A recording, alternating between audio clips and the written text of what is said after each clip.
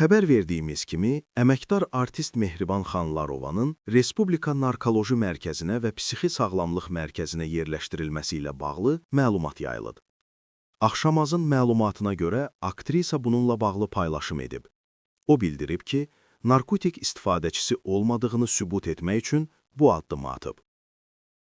Qanunvericiliyə əsasən 30 gün ərzində iş yerimə qayıtmaq hüququm mövcuddur.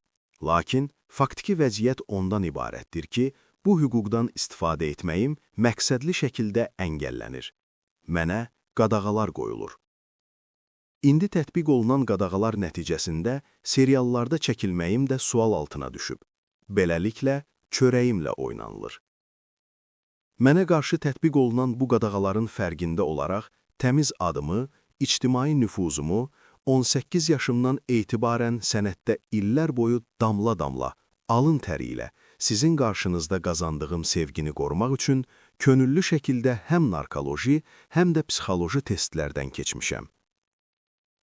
Bu testlərin nəticələrini sizinlə açıq şəkildə bölüşürəm ki, gələcəkdə məni susturmaq məqsədi ilə düşmənlərim tərəfindən barəmdə hər hansı şər və böhtan atılacağı təqdirdə xalqımız bilsin.